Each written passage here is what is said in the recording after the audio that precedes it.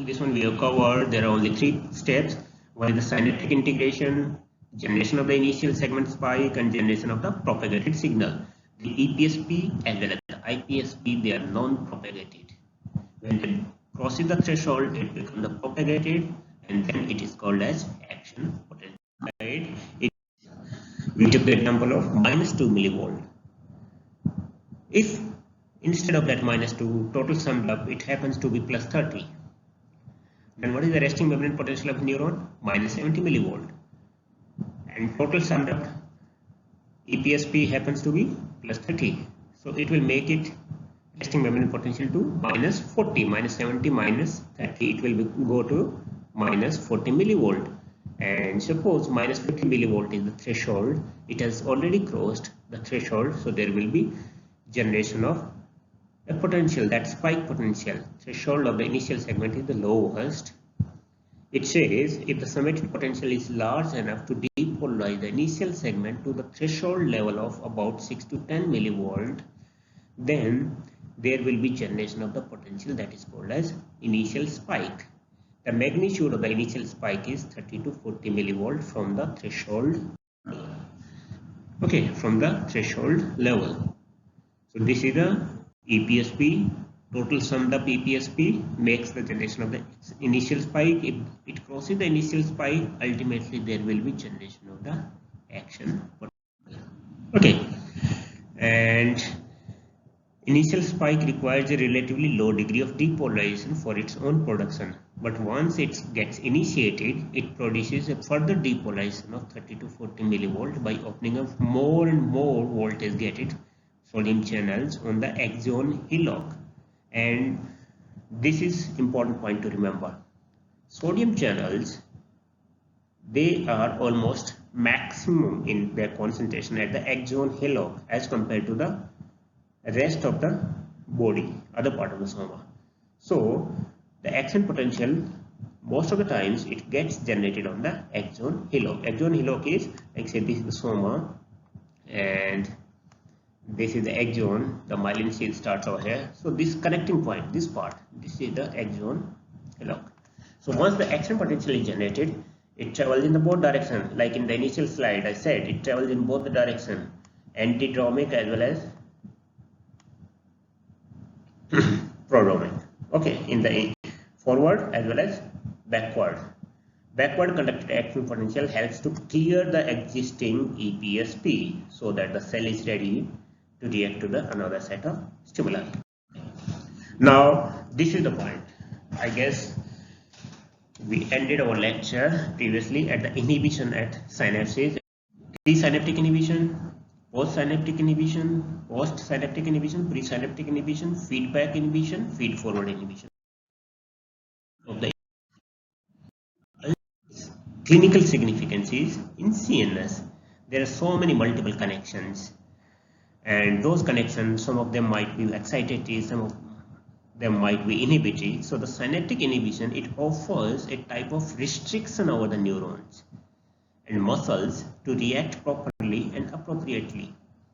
Inhibition helps to select exact number of impulses to omit or block the excess ones. When the inhibitory system is destroyed, as in strychnine poisoning, there occurs a continuous and convulsive activity even with the slightest stimulation. We can say there is one disease that's called as upper motor neuron disease or Parkinsonism. What is happening? I'll just try to make you understand the clinical significance. Just imagine this is the brain, the central nervous system, and this is the spinal cord, and ultimately it is reaching to the legs. Okay, so I'll give different color coding. Color coding: green is for the neuron which are coming from CNS to the spinal cord. Okay, and the color coding for this one, the second order neuron, or the neuron which comes from this one, spinal cord, to the muscular system. Okay, so what is happening? There can be, to give you like brief idea about what is, if there is UMN, upper motor neuron disease, there must be LMN, lower motor neuron disease. And because these nerve fibers, these are efferent coming from central nervous system toward the periphery. So they are motor one. They carry the motor. So this green one, this constituents the upper motor neuron system, and this one from the spinal cord to the muscle constituents the lower motor neuron. Now, what does the upper motor neuron do? Upper motor neuron, mostly, there are so many. I'm just giving the taking example very in a simplified way to make you understand. Means if we are assuming the old tracks which are coming through this pathway, the upper motor neuron, they are inhibitory, because mostly they are inhibitory, and they are inhibitory to this lower motor neuron. And lower motor neuron, what does lower motor neuron do? When it gets stimulated, it makes the muscle to contract accordingly. If there is a particular movement to happen to the leg, suppose we are taking the example of a leg, lower leg, then if there is we want this lower leg to flex, it means the flexor compartment or the flexor muscle of the lower leg should contract. Along with the contraction of the flexor muscles, there should be relaxation of the extensor muscle. If there is contraction happening of both the flexor and extensor simultaneously, there won't happen either the flexion or the extension. If one movement is happening, flexion is happening, then there should be relaxation of the extensor muscle. And if extensor movement is supposed to happen, there should be relaxation within the flexor muscles.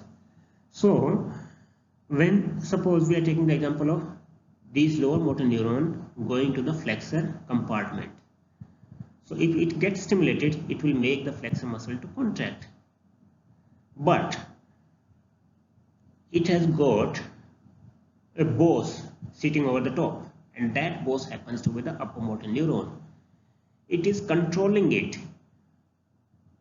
This upper motor neuron is controlling how much amount of the excitation this lower motor neuron is supposed to provide to these skeletal muscles.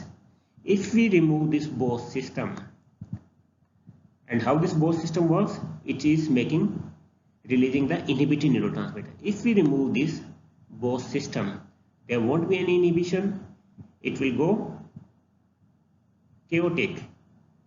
Just consider the example of घर में parents हैं तो बच्चे अभी जैसे lockdown में हैं. Just imagine घर में पेरेंट्स ना हो तो बच्चे क्या करेंगे? उधम मचा देंगे, घर में तहस नहस कर देंगे. तो इसलिए parents are the upper motor neuron and children they are the lower motor neuron. तहस नहस तो अभी भी कर रहे हैं बट कंट्रोल्ड वे में कर रहे हैं. ठीक है. अब पेरेंट्स चले गए कहीं तो यहाँ पे there will be total chaos.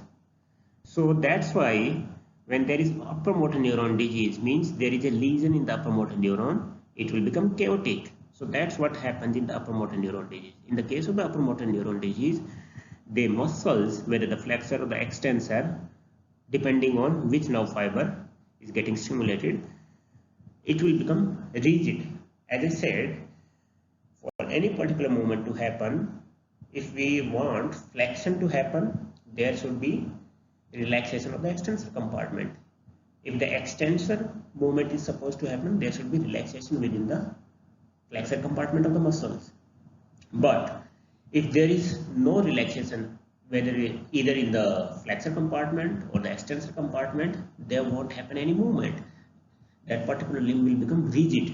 Like अगर आप उसको फ्लैक्स करना चाहोगे या उसको एक्सटेंड करना चाहोगे पैसिवली और actively, it will provide the resistance that is called as rigidity. The same thing happens in Parkinsonism. Like in the case of the Parkinsonism, the nerve fibers, the dopamine nerve fibers, they get affected, like in the basal ganglia and all those things. We won't go into detail, but ultimately there will happen the rigidity. So that is the clinical significance of synaptic inhibition. It means we can say inhibition is necessary for any particular type of the movement to smoothen it. जैसे आप कोई water glass उठा रहे हो आप table से, तो आपका बिल्कुल स्मूथ होती है मूवमेंट,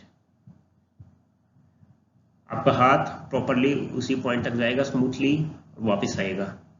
आपने नोट किया होगा कि आपने सोचा कि ग्लास में पानी है और अनअटेंटिवली आपने जस्ट बिना उसको देखे हाथ किया और आपने उठा लिया, by assuming that particular glass of the water is filled up। और जब आप उठाते हो इन रियलिटी वो खाली है, तो क्या होता है, एक झटका सा लगता है, आपको लगता है ना, ये फील किया होगा, सब नहीं किया होगा। इट मीन्स हमारे माइंड से कमांड आ गई थी सब कुछ, मतलब mind means this is very vague term, I will say CNS से हमारे कमांड आ गई थी कि हमें एक totally filled up glass water है उसको पिक करना है, उसको लिफ्ट अप करना है। हमने देखा नहीं और उसको अज्यूम करके उतनी ही फोर्स, उतने ही अमाउंट की फोर्स प्रोवाइड की, बट वो ग्लास था खाली, तो इसलिए वो एक्सेस में भी झटका लगा। सो इस झटके को प्रिवेंट करने के लिए जो स्मूथनिंग होती है, that happens because of the synaptic inhibition. Synaptic inhibition इसमें क्या है कि इसमें हमने देखा नहीं, अगर हमने देखा होता तो विजुअल स्टिमुलस जाता ब्रेन में, विजुअल स्टिमुलस जाके जो हमारा मूवमेंट का ट्रैक है, पाथवे, उसको एक ऑप्टिमम लेवल के मूवमेंट करवाता, तो हमारा वो अब्रप्ट झटका नहीं लगता उसमें, क्योंकि हमें तब तक पता चल चुका होता कि वो ग्लास खाली है और हम उतनी ही ऑप्टिमम अमाउंट की फोर्स प्रोवाइड करते हैं।